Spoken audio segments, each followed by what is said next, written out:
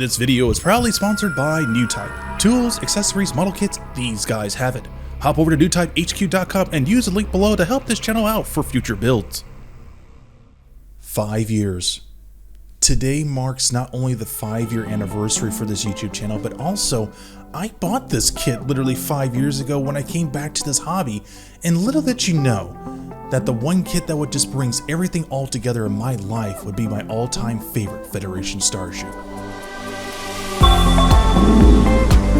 Welcome back, my dudes, into another exciting adventure of me building the U.s.s Enterprise Refit, part 2 of all of them. Now, the one part we're going to be focusing a lot on this kit is going to be the warp nacelles and the secondary hull. Now, the challenging part for the warp nacelles is going to be putting an L.E.D light strip in the mid part of the warp nacelles, a navigational light in the back, and then another navigational light in the mid back, and 2 navigational lights in the very front part in the cell. Sounds like a lot? Trust me, it's going to get even more complex. Now let's talk about the one part that I absolutely love about this starship is the main deflector dish. This is the heart and soul of the Enterprise, and I definitely want to make this look really, really nice. So the thing is with this deflector dish right off the bat, it is with the clear plastic. The inner part of the dome is very shallow with a very tiny little peephole in to put in a 3mm LED light bulb. Sounds good on paper, but let's do an experiment, shall we? I have a spare 3mm blue LED light bulb, and I'm going to insert this right here and then put the clear piece on it. As you can see right off the bat, it does not look great at all, and in many sense it kind of looks like a flashlight, and that is the one thing that I don't want to do with this model kit. I don't want to create a weird like fluorescent light bulb flashlight. So with my spare pieces that I have for my previous refit, here's a good example of one being diffused and one without the diffusion. So as you can see here, this is the one we showed in the beginning, and the one on the right that looks like Tony Stark's arc reactor is the one where I apply my light diffusion technique for clear plastics. So what I end up doing was using Mr. Hobby's flat white to pull off this look, but essentially what I want to do is take this idea and pull off the finished product like you see here, really pulling off that iconic blue deflector just like you would see in the feature-length film, and I just love the way how this looks. Now this process is a bit lengthy, so let's get started. One, I'm going to be widening out this hole just a little bit more wider. At the same time, I'm going to be getting these little pieces cut out that are going to sit around the ring part of the deflector dish so I can get them ready to be painted with a combination of a sand yellow and a flat yellow from Mr. Hobby. Once again, I'll be using lacquer-based paint for this project because I've had really good results using it for this particular project, and I want to really finish it off by finishing this project at the very end. So after doing a quick evaluation around the deflector dish ring, I noticed that there are some gaps in this area that could be a problem for light bleeding, but my biggest concern is the whole inner part of this area. It needs to be hit with a flat black so that way it creates less of a ghosting effect when this thing is fully lit up.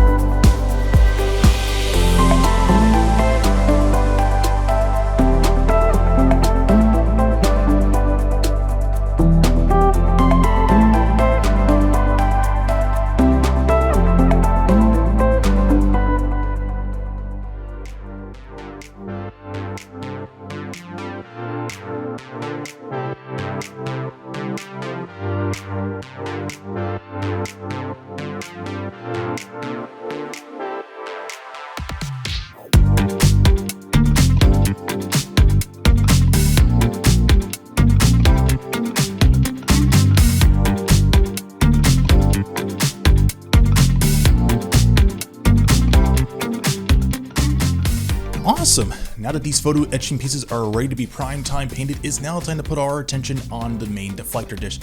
Now, what I'm essentially going to end up doing with the deflector dish is I'm going to be sanding around the inner part of the dome and around the outer part ring of it, and then once I get it just right, I'm going to be hitting that area once again with a flat white. But I'm not going to use just any kind of flat white. I'm going to be using my pre-mixed mixture that I use for the actual Enterprise hull as my diffusing paint. But if that doesn't work, you can always use Mr. Hobby's flat white. Now, once again, I'm going to make sure I'm going to sand this area down so that way it looks really good, and then get started painting it.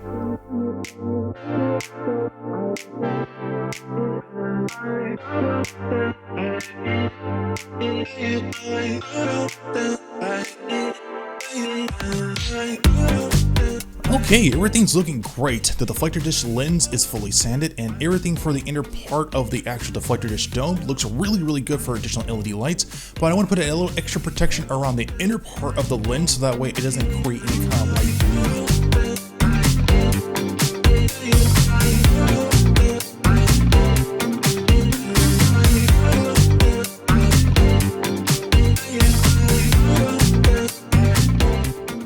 Okay, now that the deflector disc lens is ready for stage 1 primetime painting, and now it's time to put my attention onto these little clear pieces. This is going to sit around the outer ring of the deflector disc, but the biggest challenge to make those little square sections pop out is to hit them up with some Vallejo liquid mask. This is going to make the effect look really cool and make it look really authentic.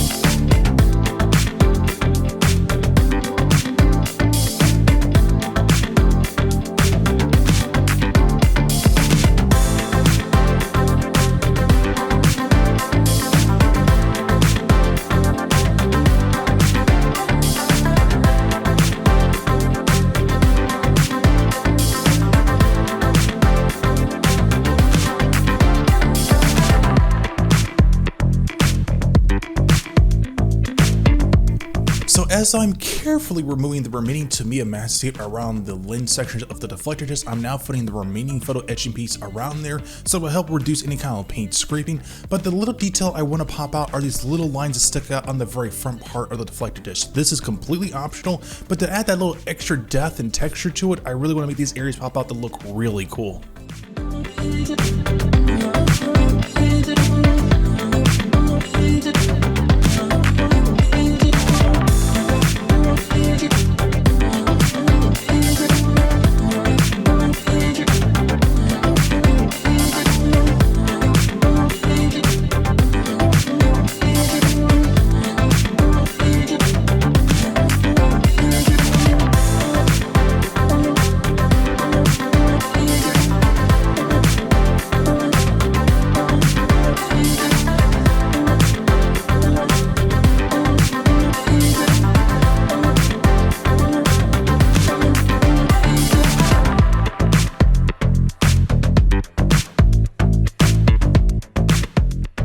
Okay, so this stage of the process is looking great. I still need to do some work on this other piece in the back of the deflector disc, so that'll be done later on, but I'm very happy with the gray and white tone that I have for the very front part, so it's gonna look really great for the mid part of the section.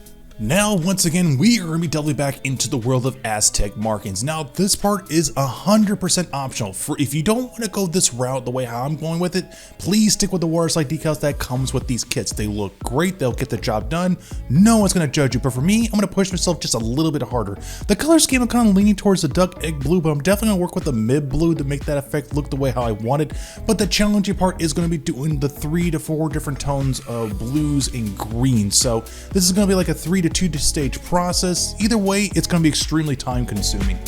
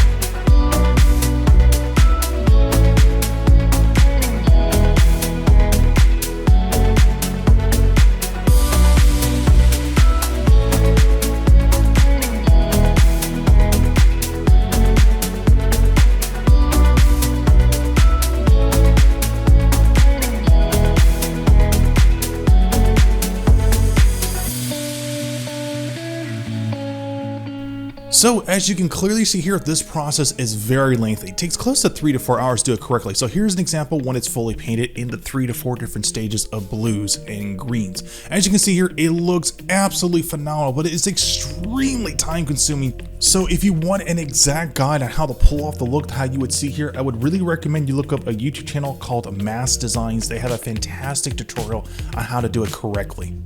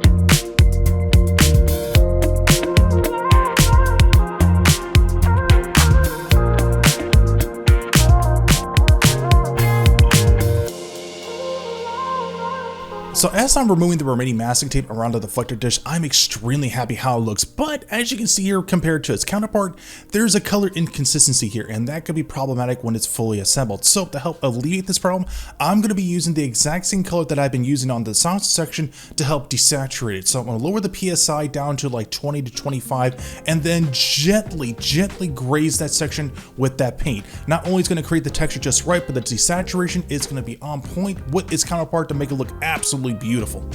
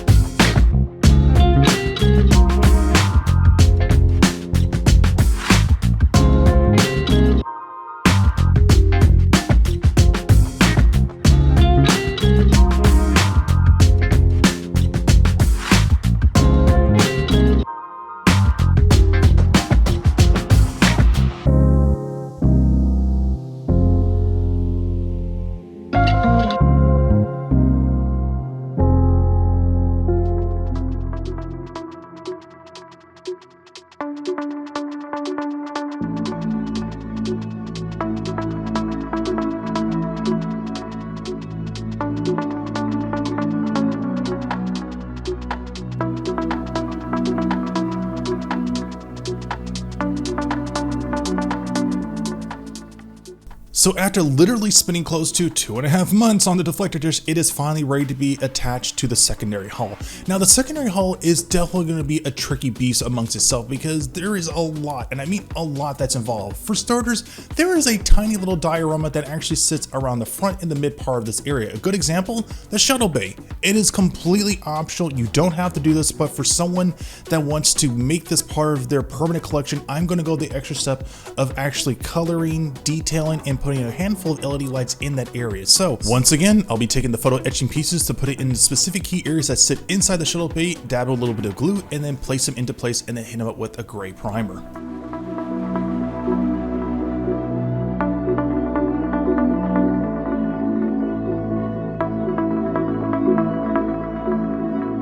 Okay, now that the shuttle bay is ready to be painted, it's now time to focus our attention on the shuttle bay doors. Now this part is going to be really cool because we're going to be utilizing 3 LED lights. Now, the one area I really want to pop out are these little sections that sit around the outer part of the door. So I've already taken the liberty of masking those areas out with some thin Tamiya masking tape in these tiny little rectangular shapes, and then once I get the consistency just right after I do some fine tip cutting, I am then going to be painting both of those pieces with Mr. Hobby's black primer, and then behind the clear pieces be applying a Mr. Hobby flat white. Now, the little arboretum that sits in the very front part of the Enterprise, I'm not going to take the time to actually show a detailed step-by-step how I painted it, but I just want to let you know that I did paint it in the video and it will be implemented onto the model kit.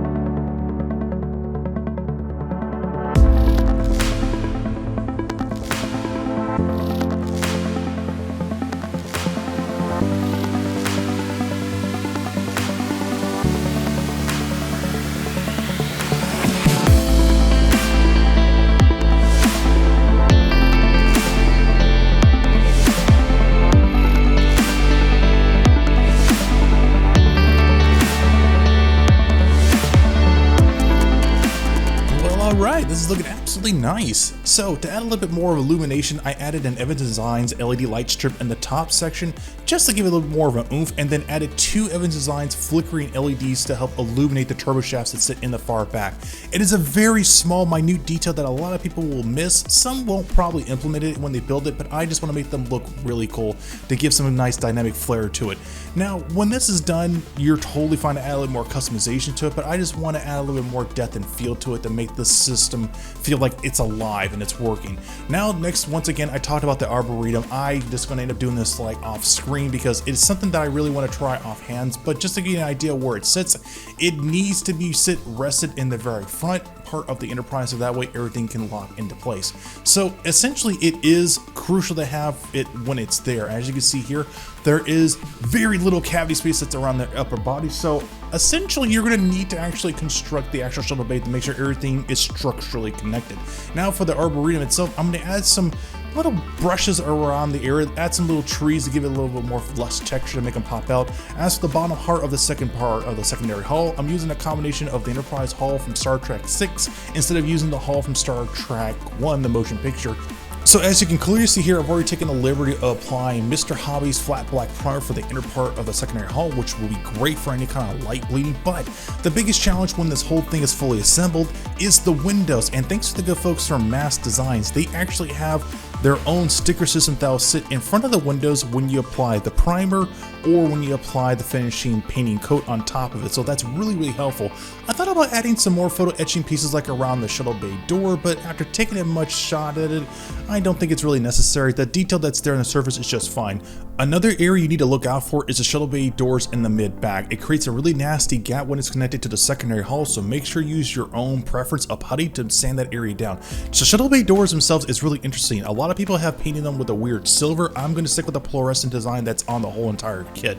Now for the actual torpedo bay, I'm going to add one tiny little Pico LED light in there to create an effect like the torpedo is being launched out of there.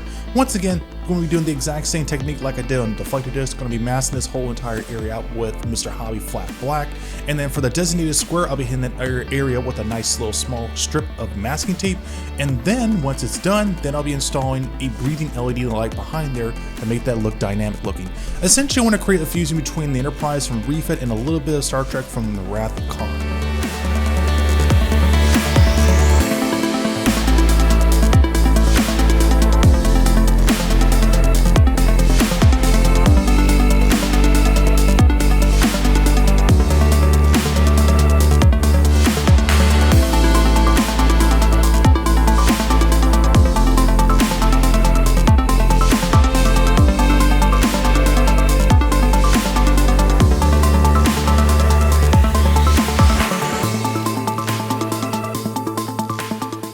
So now that these pieces are finally done, it's now time to install the LED lights. Now, but before we get started to do that, I need to make sure that these windows are fully protected. Now, there are many ways I can do this. One option is Vallejo's liquid mask. This works very well, but that means you gotta do a lot of cleanup afterwards. So thanks to the good folks from Mass Designs, they actually already have a template of stickers that are specifically designed to protect and cover the windows. So this is actually extremely helpful to get this done correctly and in a timely fashion.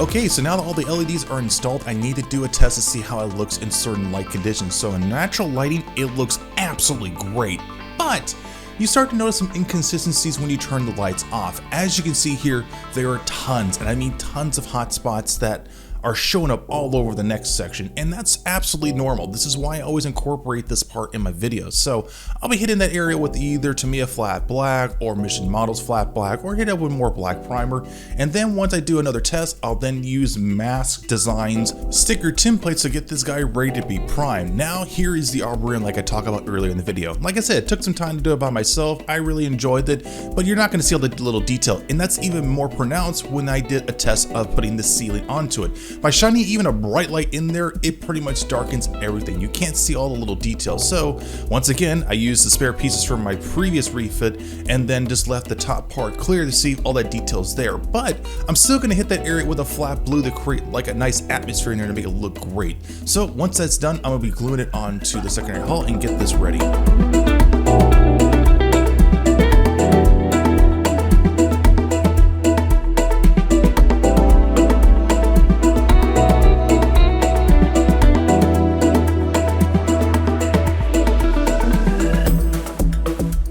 So now we come to the next challenging part, and that is actually working on the pylon. So number one, I need to create a groove section so that way I can actually extend electrical wiring from the actual secondary hull and onto the pylons, onto the warp nacelles. I'll just create a nice little cavity right there so that way it doesn't compromise the structural integrity of this, and then sand it down and make sure it's a nice clean path. So we're going to be utilizing, I believe, 2 to 3 wires. One is going to be dedicated for the warp nacelles, and one is going to be dedicated for the strobing light in the back of the warp nacelle. Now in this part, I've already took the liberty to do an experiment to see how much LEDs I will need to illuminate one section inside the Enterprise. Essentially what you want to do is create like a light refracting effect to actually illuminate all the windows. Since there's enough cavity space in there to do that, it'll get the job done. Many builders have actually taken the liberty of actually airbrushing the end part of the Enterprise with a silver, but since there's enough lighting in there, it'll get the job done. I'll then take this extended electrical wire that's going to be the main power to the Enterprise, and then add 2 additional wires in the far back of where the actual pylons will be to illuminate the warp nacelles and the strobe lights.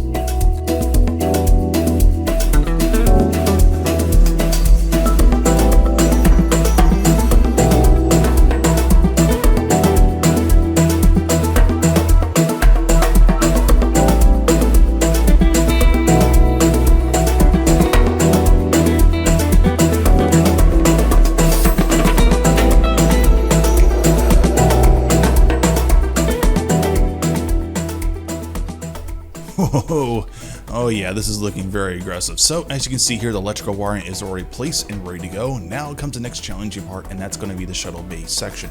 Now I already taken the liberty of actually airbrushing the 2 side panels off screen, but the next challenging part is actually installing the 3 LED lights that are going to sit in there. So 2 LED lights for both sides are going to be 2 ice blue Pico LED lights, 3 volts on both sides, and then for the very top portion of the actual shuttle bay entrance, I'll be installing a red chip LED light to help illuminate that. Now you can go with something a little bit smaller like a Pico, but I went for the red so that way there's plenty of light diffraction to make it illuminate the way how I want it. And then once I get it done, then I'll be gluing this section in the far back permanently so that way it can be stationary and locked into place. So now comes the next challenging part, gaps. There are tons of gaps around the shuttle bay section, so I end up using Vallejo putty to fix that, but I would really recommend using some heavy dutier stuff in the marketplace to help alleviate that. Now comes the electrical wiring I need to talk about. So remember that little strobe light I was telling you earlier on the first video on where it's going to be connecting up to 4 LED lights? So let's talk about this. So we have the main power turning everything on upon the warp nacelles and the strobe LED lights to the main solder section. Now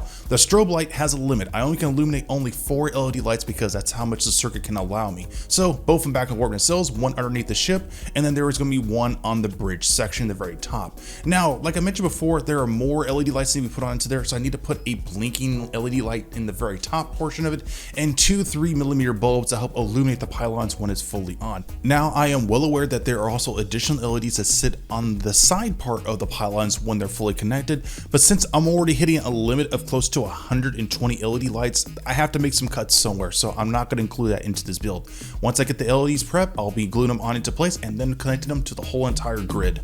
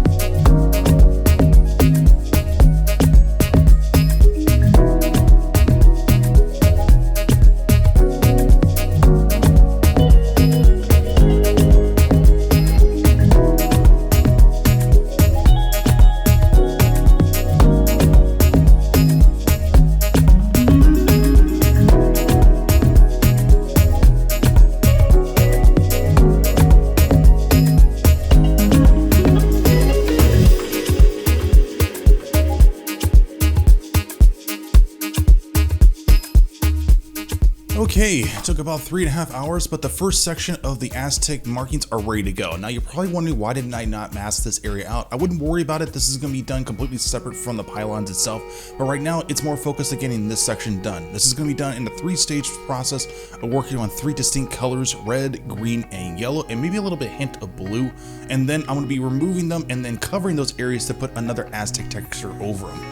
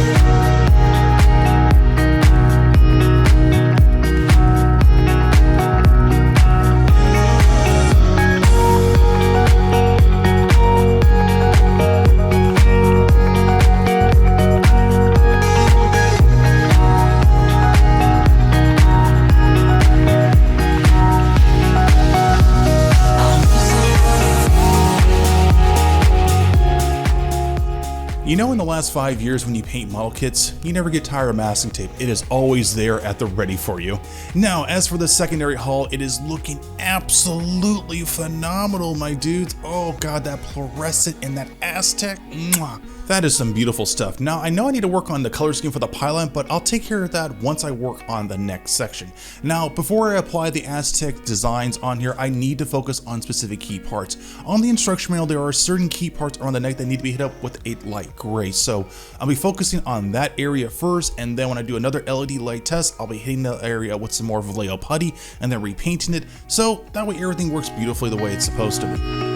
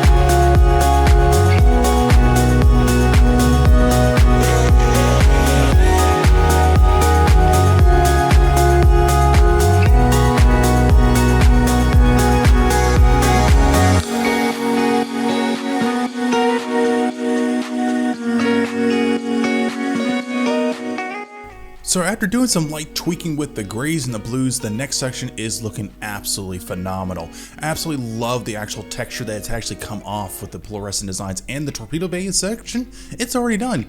Now comes the next challenging part, and that's doing an LED light test. But once again, I need to make sure that everything's working, make sure there's no light bleeding. At the same time, make sure there's no gaps, because if there's gaps, they will noticeably be showing up once everything is fully lit up. So let's do a quick LED light test to see how the torpedo bay looks with low lighting conditions. Once again, I'll be using an Evidence Designs breathing LED light to help illuminate that one torpedo bay, and then once I get the consistency just right, the way how bright enough I want it, then I'll be locking it down onto the secondary hull with some really strong super glue. So as you can see here, it is pulling off the effect beautifully the way how I imagine it in Star Trek II: The Wrath of Khan, but when the lights are off, that's when the magic really shines.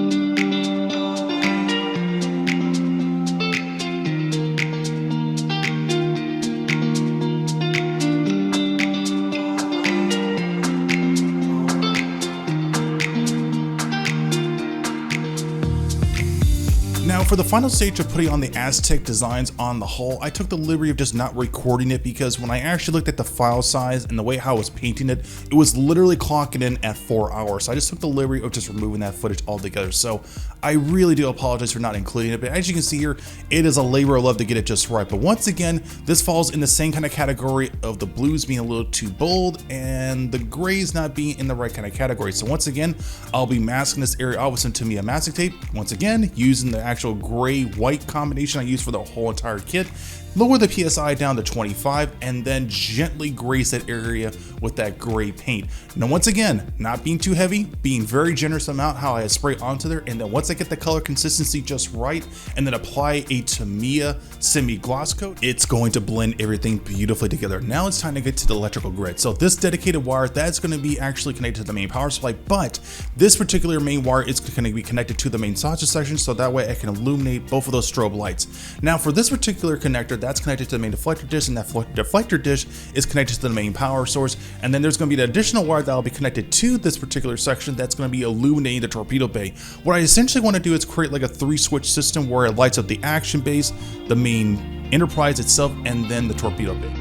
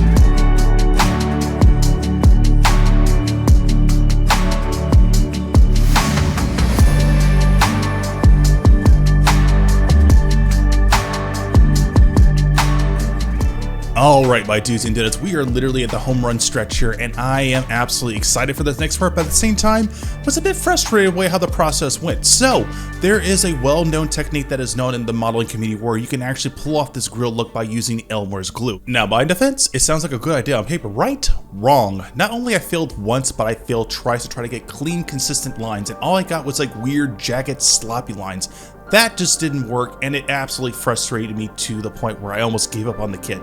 So I didn't deter, and I still kept pushing on forward. Since I know I have only 2 spare pieces for my previous refit, I'm going to end up using the exact same thing like I did before. Instead, I'll be sanding off these particular warp nacelles with the nice sandpaper, and then I'll be using Masking Design's spare tape as a template to block those areas out. Now, this tape is specifically meant for the nice ring section around the Enterprise saucer section, but I had the bright idea, if I can get this particular tape, this kind of thinness, this consistency, I can actually help alleviate this problem down the road. Now the next challenging part is going to be the navigation lights in the very front part of the Enterprise. Now, these actually serve 2 purposes. One's actually designed to actually help illuminate certain parts on the actual saucer section, while the other one's actually designed to illuminate the insignia that's on the actual sectionary hull that's on the Enterprise body. So the first thing I need to do, I need to actually install the LED light strip blue onto the actual grill section at the very bottom, and then once I get it just right, then I'll be installing a very small Pico warm LED light. Now this detail is very minute. The only time you'll actually see this little detail is Star Trek in the motion picture. And then last and finally, I'll be installing a white LED light bulb that is going to be specifically placed downward in an angle, so that way I once again help illuminate the insignia that's on the secondary hull. Now this part is actually extremely tricky, but at the same time it can be done very easily. Now comes the actually little thruster lights that are sitting in the very back part of the actual warp nacelles. I'm going to be using the Evans Designs chip LED light to help illuminate that section just right, and that should help rectify the problem just fine. And then last and finally, I'll be installing either a chip or a Pico LED light to help illuminate the registry number that sits in the very back part of the warp nacelles. It's a small little detail, but I like to add a little extra flair to it.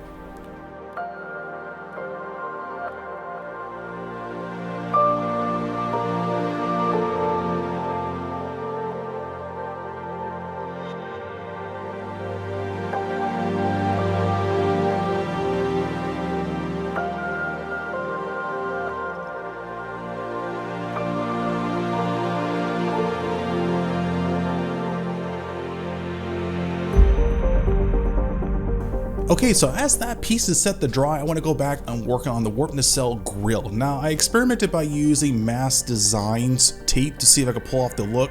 Now, I went on Amazon and see if I could find something close to that exact same consistency, and I ended up using this graphite tape that I just happened to stumble across when I did some web searching, and this is absolutely going to pull off the look I want. Now, the tricky part when I apply this onto it, the lines had to be perfectly straight, so I want to get it onto the actual engraving on the actual plastic, but not too engraved to the point where it actually creates like weird divots. If there's too many divots, you're going to get tons of paint bleeding. So once I get the angle just right, I'm then going to hit this off to the garage and hit this up with Mr. Hobby's black primer. I'm going to at least try to apply 2 to 3 to 4 coats on there, so that way I get the consistency just right.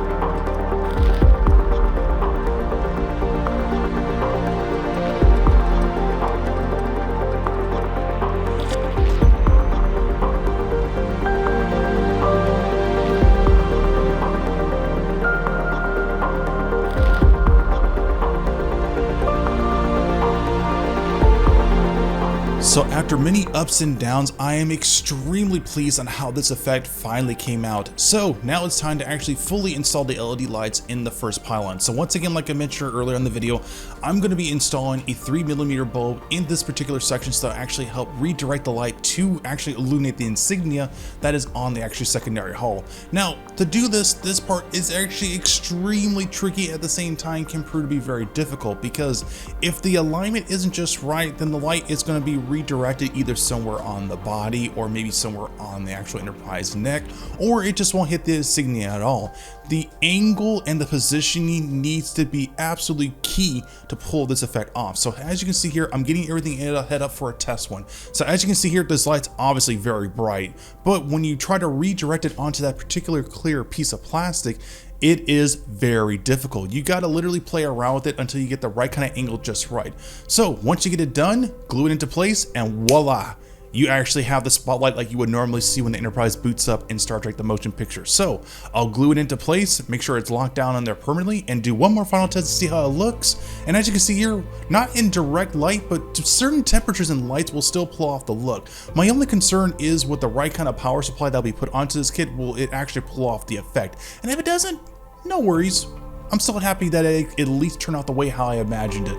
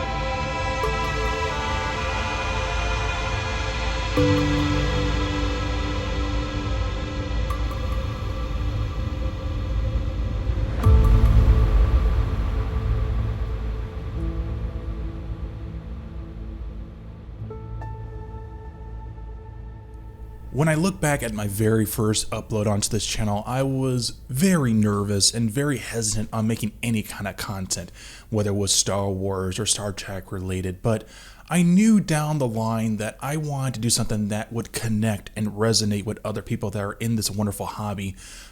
I had no idea 5 years later it would have such a big impact in the community, yet alone in my life, and even to today marks the special anniversary of making content onto this channel, but today also marks another milestone for this channel of surpassing 50,000 subscribers. Now, I know I wouldn't have much success if I just stuck with just making Star Wars and Star Trek content, but a little gem of a little franchise called Gundam is what put me on the map of putting custom LEDs into these kits. And since to that day, I have flourished on continuing making custom builds. But there's a bigger meaning with this project, and the theme I'd like to use with the terminology is legacy. My parents were the sole reason why I got into this hobby. My father was the one that got me into actually getting into model kit building, and this kit right here is what he built for me almost 35 years ago, and I've kept it in my personal collection since then because I've always told myself that I want to get to the same skill level like he was when it came to painting these model kits, because back in the day, they had no airbrush. If you want an airbrush, you had to cough up $600 to $500, so everything was hand painted. Now, when you look at it, I know there's some areas that looks really crude, a little bit of rough around the edges, but this was my inspiration. This what kept me going into the hobby to get to the same level like my father.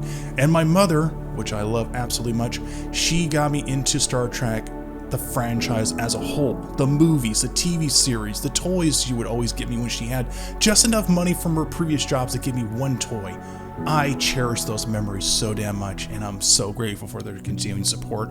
And now, as I'm reaching my 40s, I hope to one day to actually share that exact same experience when I have a kid.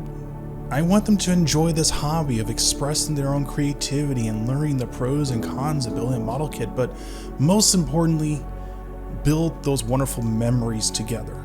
Because I didn't have that as a kid. My father would give me the kits and I would build them by myself, so there's not a lot of foundation there, but I would love to build that foundation up when I have kids. So it'll happen sooner or later. But before I get even more sentimental, because it's like my 6th time recording this line, thank you so much for everyone that supported me on Instagram, YouTube, Twitter, and even my Patreon supporters that actually helped fund this project.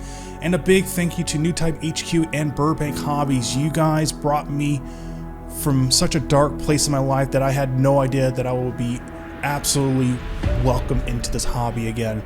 And I'm ever so grateful, especially you Burbank Hobbies, because there aren't a lot of model shops in my area.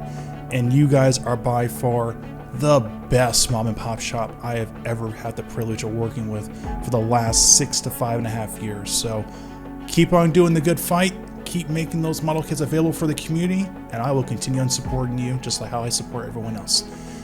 But before I end this video, I want to end it on a quote that I always wanted to say as a kid, but I never really understand the importance of it. And it goes a little something like this. Space, the final frontier. These are the voyages of the Starship Enterprise. Its 5-year mission? To explore strange new worlds, to seek out new life forms and new civilizations, to boldly go where no man has gone before.